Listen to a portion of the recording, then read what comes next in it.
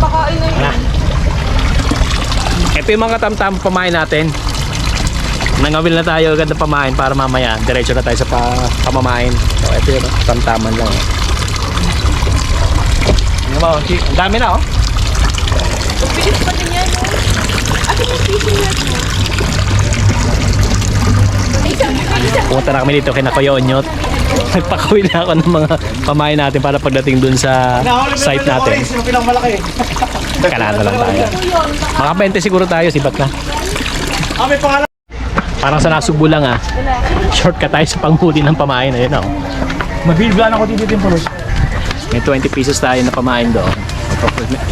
Siguro kasya na ito.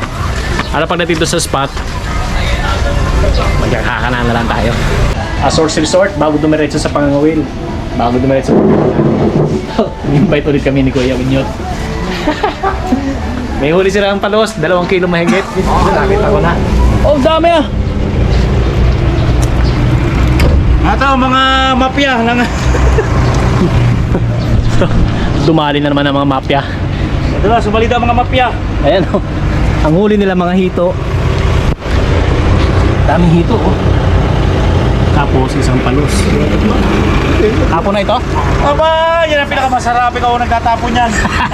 Baruta ka nang. Sir, ay alaw, bayak-bayak lang ano yan, mga alis ng ano yan, nalis ko lang dyan ba ano, Abdo. Abdo lang inalis dyan. Oh. Biktima na naman ng Dami mafia. ko gato. Mga ba? Dadali mga yan. Ay, mga babag. Ano, view from the deck. Ang ganda ng kanilang resort, tabing ilog. At sa baba niyan, yung riprap. Ayo ilog oh. May nauli silang palos dyan. Oh, for the meantime, merienda daw muna tayo bago tumuloy dun sa spot natin. Tara, kain tayo. Yung gubata na ito pinapasok namin. Kakana kami ngayon. First day ng hunting natin dito sa Nagcarlan, Laguna. Medyo madilim na. Alas 5:30 ng hapon pero nasa puso tayo ng gubat. Dala ko ng mga pamain. Dala ko na rin yung mga kawil natin. So hindi ko alam kung abutin tayo ng liwanag o kung gusto ko rin kasi ipakita sa inyo kung paano ako magkana. Pero anyway, sige. Lahat pa kami. Nice. Perfect spot. Sisimula tayo magkana dito sa lugar na ito. Makatapos ang 30 minutes na lakaran. Ang ganda ng spot na ito. Sana may mahuli tayo dito malaki. Pagdulas ako. Dahil dugo.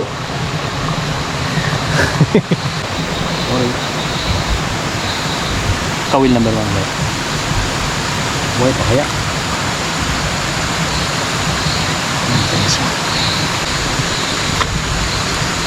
Kawil number 2.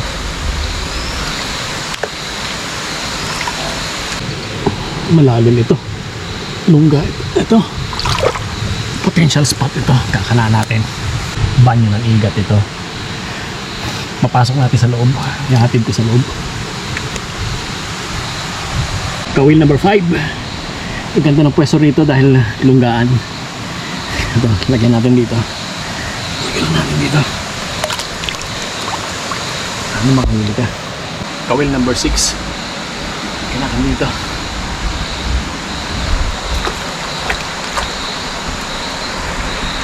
Dumidilim na. Kawil number 8. Lagyan natin dito sa Lagas-Lasan. Ano makahuli? Kawil number 7. Saan lalagay? Nakabiti sa bagay. Lalim ito.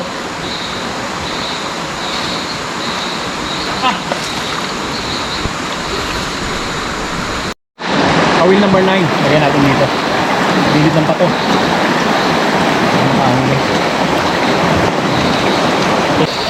Kawil number 10. Itim na. Muling kawil na ito guys. Sa marami pa akong sapu dito. Kaya lang hindi naman na makipapakita. Madilim na. Nagcarlan, isa sa mga bayan sa lalawigan ng Laguna. Sagana sila sa likas na yaman. Ang lalaki ng mga puno, magubat, maraming ilog. Kilala sa kanilang lansones, rambutan, espasol. Yan ang Nagcarlan. underground cemetery dito rin matatagpo sa Nagkarlan. Isa sa mga heritage ng mga lugar na pwede nyong puntahan. Pero hindi pa dadaig talaga ang kanilang likas na yaman. Grabe, ang ganda ng Nagkarlan. At ito, ang unang spot ng ating igang para sa buwan ng Hunyo. Welcome to my office. Mamamandaw tayo ngayon. Kagabi, napagkana kami ng mga 15 kawil. Sana swertehin. So, maaga kami pumulas. Malis kami na San Pablo siguro mga alas 4:30. Andito na kami alas 5 pasado. At excited na ako. Samahan ninyo kami. Mamamandaw tayo. 15 kawil. Sana kahit ilan. Makadalawa man lang. Jumbo. Makahuli tayo. Masaya na ako. Alam na ako ng time. Mahaba-haba ang laka rin nito. Siguro mga kalahating oras na lakbayin. Mula dun sa barangay. Palusong kami sa ilog. Yan. May guide kami. Kasama namin si Kuya Boy. Kuya Boy Villegas. Tubo Nagkarlan mismo. Siya ang guide natin. Kasi kung kami lang, nakailang balik na ako rito pero talaga hindi ko tukoy. Masukal ang daan papunta doon sa ilog. At talaga namang nakaka-excite. Sana may mahuli tayo. So mga Kuya Boy, mga ilang minuto pa ito? Wala na yata 15 minutos. Nano na tayo. Sige. Pero ang lakad namin ang lakad namin mabilis. Hindi ito yung normal na lakad. Nagkana kami dito kagabi. Madilim. Hindi ko alam kung saan na kami napadpad. Ito binabalikan namin pero ilan lang yun na alam ko na pwedeng naalala ko na dinaanan namin pero ito masukal.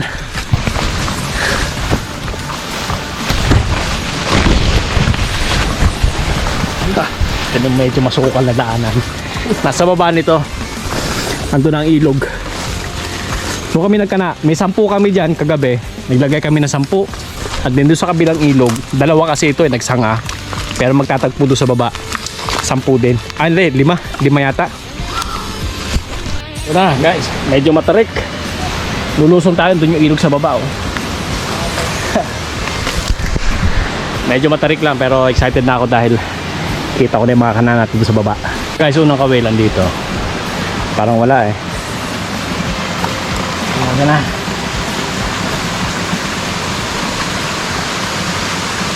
Wala. Pero wala siyang pain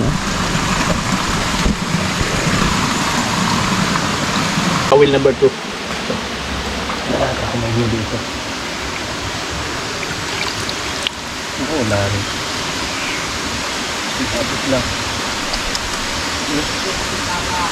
Kawil number 3. Mukhang binatak.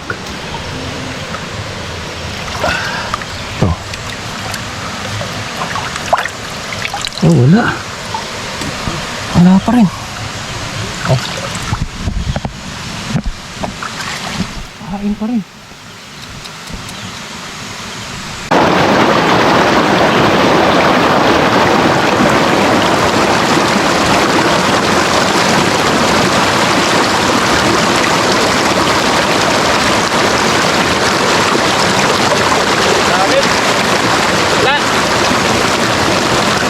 Kawil number 8, wala rin. Huli. Kawil number 9. Uy. Nila Pasado. Tignan natin ito.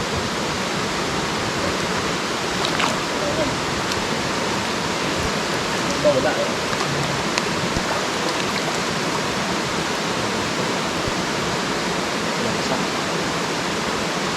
Nakasampu na tayo, wala pa rin huli Parang delikado na. Dalawang kawil ito.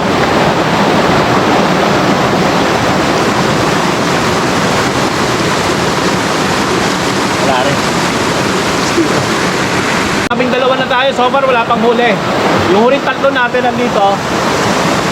Ito na lang pag-asa natin may mahuli. Let's go. Huling 2 kawil nandito. Makahuli naman.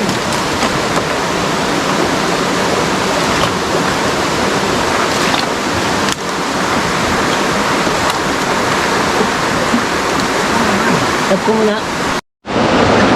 Marami. Tuloy-tuloy mo lang ha.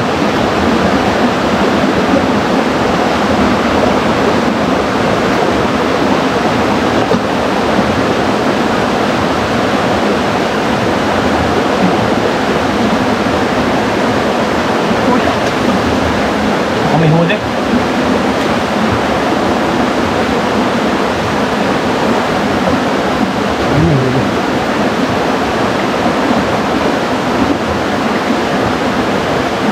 May huli. Ah!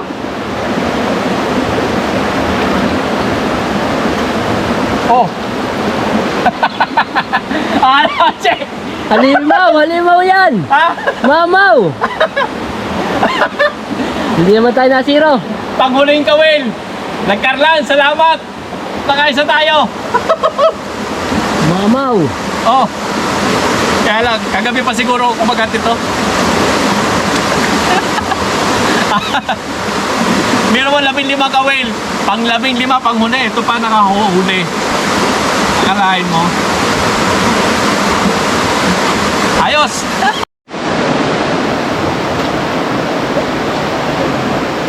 Hindi tayo na zero. At paano na isa? Woo! Salamat sa Diyos. Ah! Patay na. Woo! Woo! Salamat nagkarlan. Hindi ako na zero. Kahit paano nabiyayaan ng isa. Muntik pa siya makawala. Yung 7 strand ng aking stainless na kable, ang natitira ay 3 na lang. Kakapalag niya, pero siguro kagabi pa ito kumagat kaya patay na siya. Pero anyway, salamat sa Diyos. At ito pala ang una natin paglapag sa Nagkarlan. Asahan po ninyo, marami pang kasunod ito.